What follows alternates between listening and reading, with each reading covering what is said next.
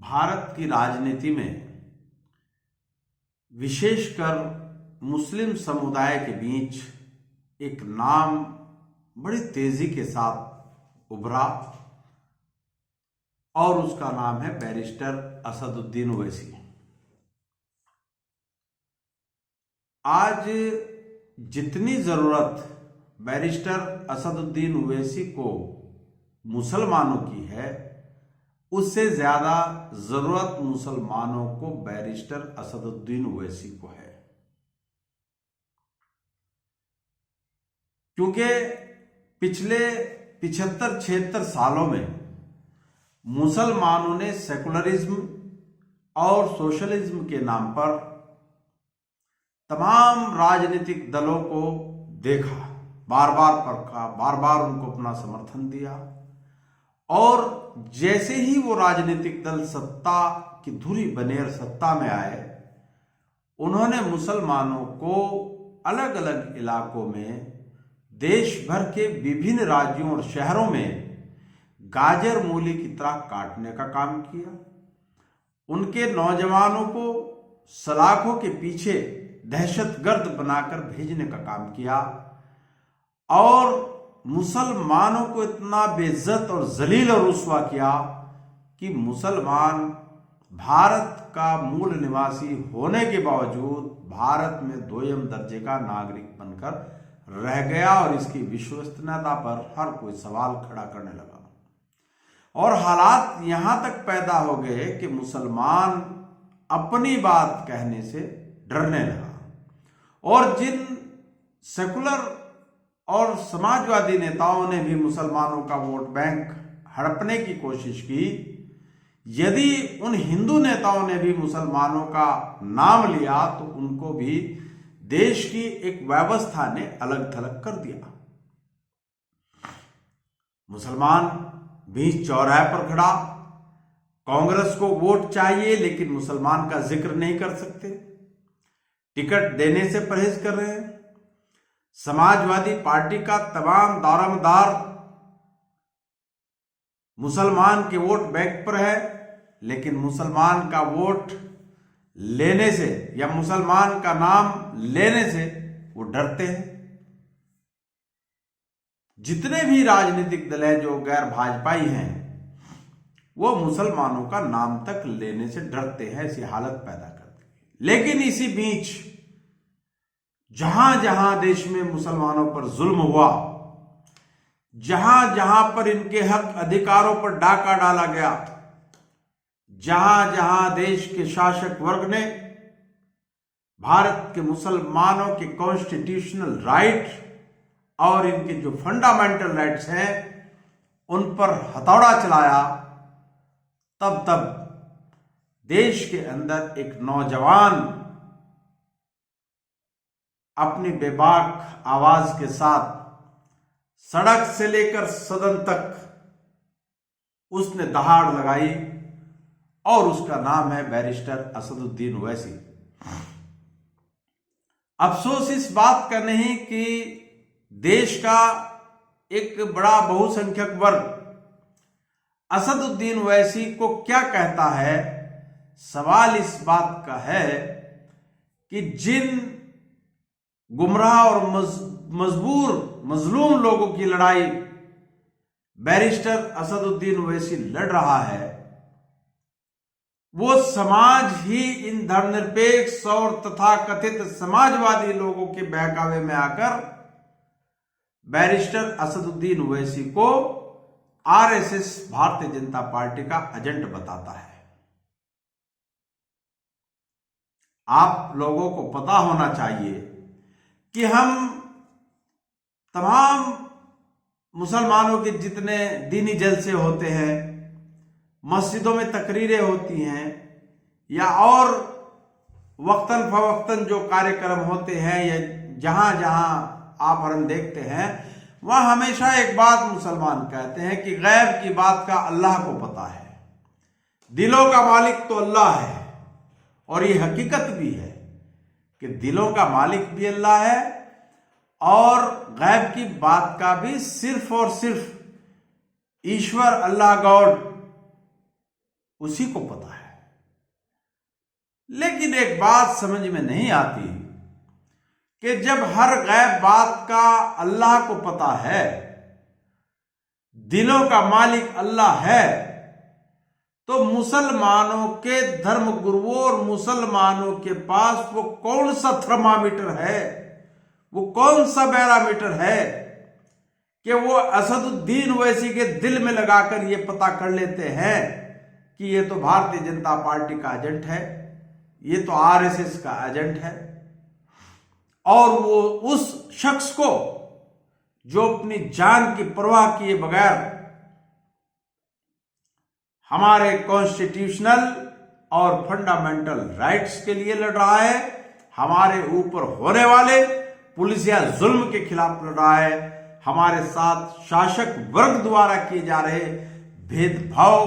के विरुद्ध हमें हमारे हक अधिकार दिलाने की खातिर लड़ रहा है, उस ईमानदार, बहादुर, बेइंतहा काबिल शख्स को मुसलमानों का जो बहुत निचले स्तर का व्यक्ति है, जो सही कहने में गुसल करना तक नहीं जानता, जिसको हलाल हराम की तमीज और तहजीब नहीं, जो वो शख्स, वो व्यक्ति भी बैरिस्टर असदुद्दीन ओवैसी को भारतीय जनता पार्टी और आरएसएस का एजेंट बताता है। याद रखो मुसलमानों, देश के अंदर बड़े बड़े नेता पैदा हुए मुसलमानों के अंदर, वो विदेश मंत्री से लेकर गृह मंत्री तक बने, लेकिन वो मुसलमानों के नेता नहीं थे, बल्कि जो लोग मुसलमानों के वोट पर डाका डालकर अपनी सत्ता स्थापित रखते हैं देश के अंदर, वो उन तथाकथित धर्मनिरपेक्ष और समाजवादी नेताओं द्वारा प्रोजेक्टेड लीडरशिप थी। यानी वो उन्हीं के रहमो करम पर नेता बने, चाहे वो समाजवादी पार्टी के आजम खान हो, चाहे गुलाम नबी आजाद हो, सलमान खुर्शीद हो, या कभी बसपा में रहे आपके नसीमुद्दीन सिद्दीकी एंड एक्सेट्रा लोग हों। ये सारे राजनीतिक दलों की प्रोजेक्टेड लीडरशिप से पैदा हुए लोग थे, ये रियल रिप्रेजेंटेटिव मुसलमानों का नहीं था। अगर आज देश के अंदर कोई पॉपुलर लीडर है जिसको न केवल भारत में बल्कि भारत की सरहदें पार करके दूसरे मुल्कों में बैठे भारत के लोग भी सुनते हैं, उसकी बात पर भरोसा करते हैं, तो उसका नाम है बैरिस्टर असदुद्दीन ओवैसी। आज बैरिस्टर असदुद्दीन ओवैसी मुसलमानों की जरूरत नहीं, बल्कि वो देश की जरूरत है, क्योंकि जिस तरीके से देश को नफरत की भट्टी में चंद शासक जाति के लोग भारत की सत्ता और व्यवस्था को अपने हाथों की रखेल बनाने की खातिर यहां नफरत का एजेंडा चला रहे हैं, यदि उस तिलिस्म को तोड़ना है तो भारत के तमाम मुसलमानों को संगठित होकर अपने देश के संविधान और अपने देश को बचाने के लिए आगे आना होगा, और आगे आने के लिए एक लीडर चुनना होगा। और लीडर आज की तारीख में अगर कोई भारत के अंदर है तो उसका नाम बैरिस्टर असदुद्दीन ओवैसी है। मैं तो अभी जहां जहां भी देश के अंदर विधानसभा के चुनाव हो रहे हैं, मैं एडवोकेट इंतखाब आजाद उत्तर प्रदेश के जिला सहारनपुर में बैठकर उन राज्यों के तमाम मतदाताओं से अपील करता हूं, आह्वान करता हूं कि बैरिस्टर असदुद्दीन ओवैसी और उनकी पार्टी AIMIM के जहां जहां भी जिस जिस राज्य की जिस जिस विधानसभा पर चुनाव लड़ रहे हों, तो मुसलमान इस बात की परवाह किए बगैर कि कौन जीतेगा और कौन हारेगा, वो अपना एक एक वोट बैरिस्टर असदुद्दीन ओवैसी के प्रत्याशी को दें। क्योंकि जमहूरी निजाम में आपके पास शासन प्रशासन की जनविरोधी नीति के विरुद्ध बात कहने और अपने हक अधिकार लेने का और सरकार की तानाशाही पर लगाम कसने के दो ही हथियार हैं। एक, आप सड़क पर आंदोलन कर सकते हैं, दूसरे सदन के अंदर आप अपनी बात को कह सकते हैं। और मुसलमानों,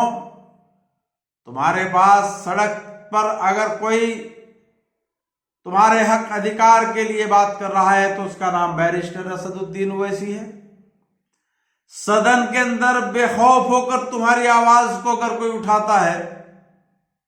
तो उसका नाम भी बैरिस्टर असदुद्दीन ओवैसी है। जब तुम्हारी बात राहुल गांधी उठाने से डरता है,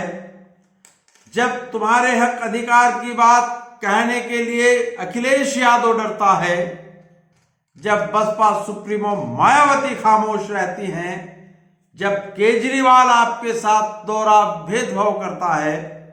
जब ममता बनर्जी और तेजस्वी यादव आपके हक अधिकारों पर हो रहे कुठाराघात को लेकर खामोशी अख्तियार करते हैं,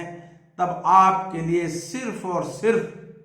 बैरिस्टर असदुद्दीन ओवैसी बोलते हैं। तो जब आपके तमाम हक अधिकारों की खातिर वो शख्स बोल रहा है तो क्यों ना आप एक बार उनको समर्थन करें। आपने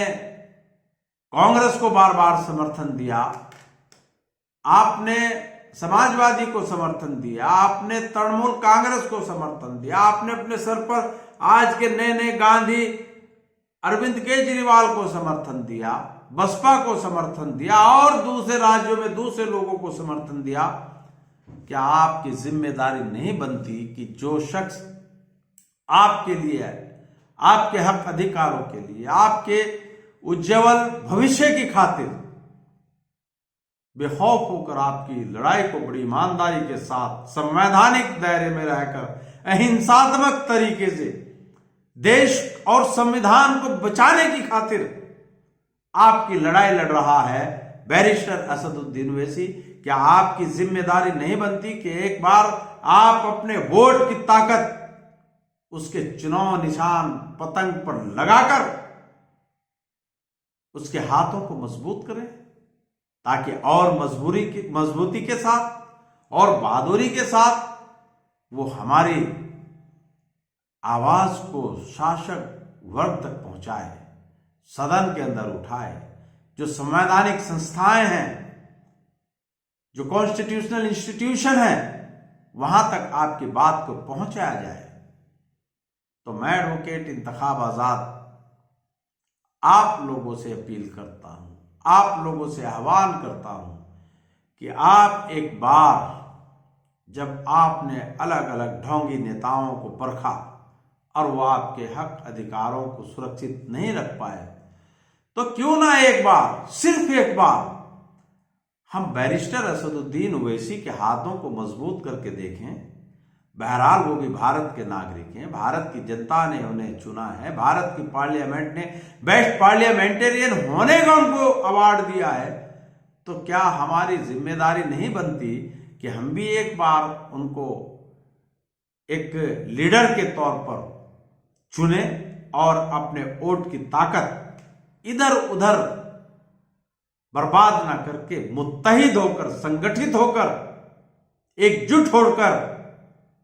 उसके चुनाव निशान पर जब भी कोई चुनाव आए,